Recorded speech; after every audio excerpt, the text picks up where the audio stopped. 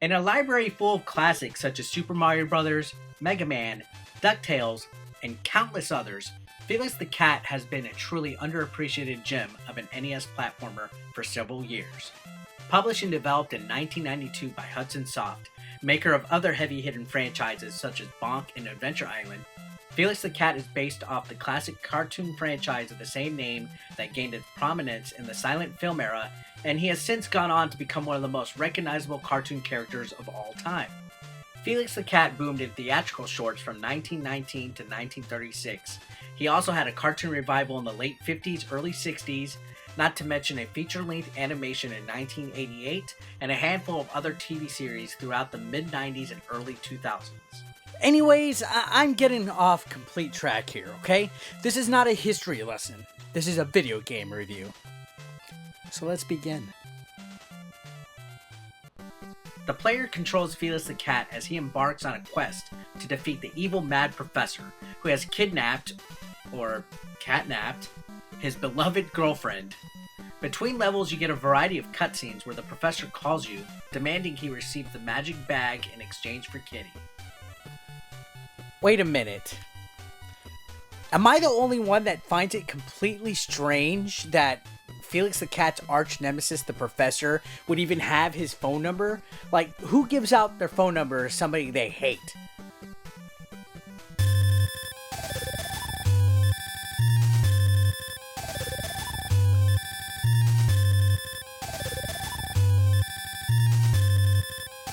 Who the fuck could be calling me right now? Maybe I should answer it. Hello? 8-Bit Eric, alas, I have found you. You thought that you could hide your sins from me. You know what? I do not have time for this, alright? I am busy. Seriously, do not call again. The first level is a pretty good introduction of the mechanics of the game, which are about as standard as any other platformer on the NES. The A button is used to jump, and the B button is used to attack. Felix controls pretty solid. Compared to most titles in the NES library, I would rank it a bit above average. All the enemies of this game just look adorable.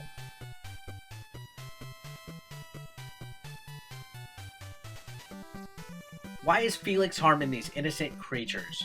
You obtain these by finding hearts in each level. We have the standard Felix, who uses a punching glove type of attack, a karaoke Felix that sings out a circle of stars that harm enemies, a Felix who rides a playing card thingamabobber that shoots out a projectile, and we have Tank Felix, who shoots a weapon that comes out in an arc. I swear to God, all these game developers back in the NES days would do this on purpose. Castlevania suffered from it, Friday the 13th suffered from it, Ghosts and Goblins suffered from it. Each form has a special magic meter that when depleted reverts Felix the Cat back to his normal form. So you gotta keep an eye on this and make sure to refill it by using these special pickups that pop out. If Felix takes a hit at any other time, he reverts to the previous form. And if you take a hit while in normal Felix mode, you die. Luckily, you're able to obtain an abundance of extra lives due to a little trick where one of the clouds in each stage of the professor's head hides a secret one-up for you to obtain. Another thing this game features is springs. I fucking hate springs in video games. Luckily, these aren't as bad, but still as a fucking annoying. In each stage, you'll find a magic bag that takes you to a bonus level filled with power-ups to help you out. The boss of the first level is some nerdy looking fuck riding an ostrich. He's pretty simple to defeat, just dodge his balls, and spam away at him with your attack. I totally slowballed that ball joke to you. After you make your way past the first level, you'll find yourself in a flying stage.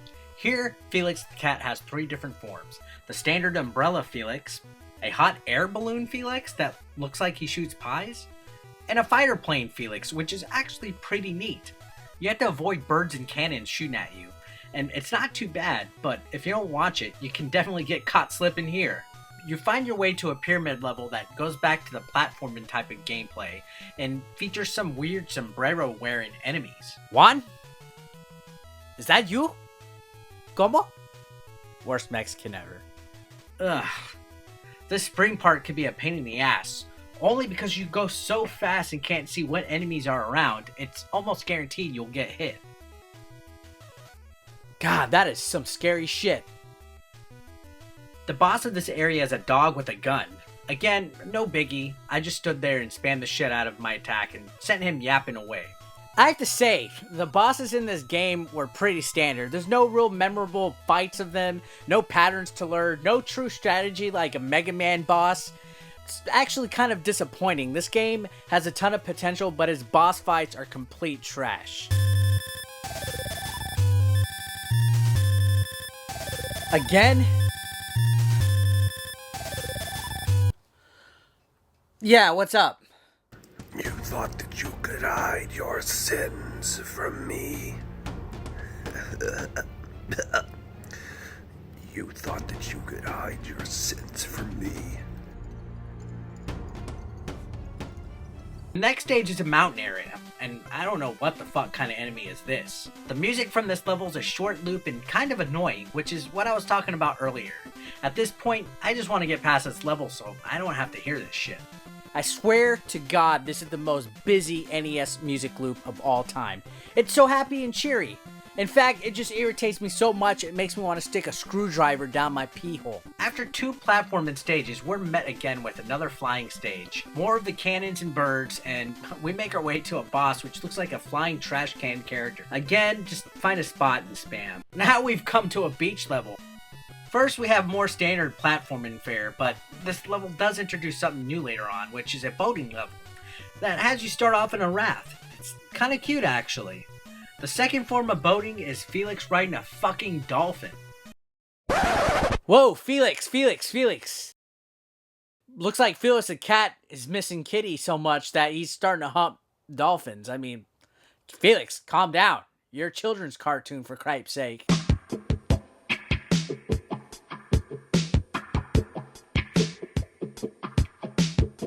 The dolphin is awesome though because he shoots fucking fireballs out of his mouth. Now that is metal as fuck! To be honest, there's several parts of this level that are annoying as all fuck. Next, we make our way to a full-fledged underwater level, where we see Felix the cat in his best snorkel gear. How adorbs! Felix also has the power to ride a sea turtle. The boss of the stage looks like Plankton from SpongeBob. Same old technique. Find a spot, spam. Fuck, even Irate Gamer doesn't get interrupted this much. Hello? You thought that you could hide your sins from me. Fuck off! Now we've made it to a pretty cute dinosaur stage. Take a look at this green little fucker here. So adorable, I just want to make him my pet. Not much else to this level, some same standard gameplay, followed by another flying level. In fact, I am just gonna fly over this son of a bitch. Because I am a boss, motherfucker! I am the one, the way your son don't need to go. The boss of this level is an evil Felix? I don't know shit about the cartoon, but I'm pretty sure this is an evil Felix. I don't know. Don't hate me in the comments. Well, actually... Next up, we have an ice level, and usually ice levels are my most dreaded levels in any game. Luckily, this is a boating stage, but it's definitely hard as balls. These enemies are some fucks this time around. After another swimming level and another trash can enemy, we make our way to an Antarctic level that has these weird frozen fish scattered throughout the stage. Don't look like no long johns to me, bub!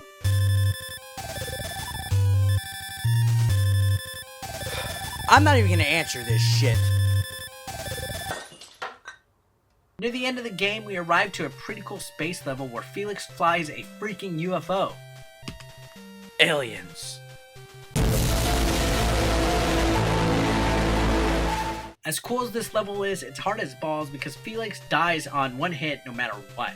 There's absolutely no weapon power-up or different Felix the Cat forms, so do your best and avoid cute gray aliens and green asteroid assholes. We make our way to the final area, a planet that has these bullshit orange rocks that come out of nowhere, but other than that, it's pretty basic. The final boss of the game, of course, is the Professor, who's flying in a ship. Luckily, the game gives you 3 magic bags to use to power yourself up. Avoid the son of a bitch and hit him to win. With that said, now it's time to rescue Kitty and go have some wild hot cat sex back at home.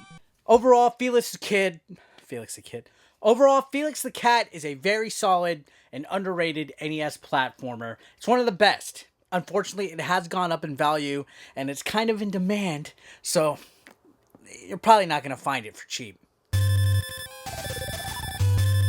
Alright, this is the last goddamn time. I have to end this fucking video already. What in the fucking fuck could you possibly want in the middle of my fucking day? I'm recording a Felix the Cat review. You know what? Just go ahead and fucking say it, alright?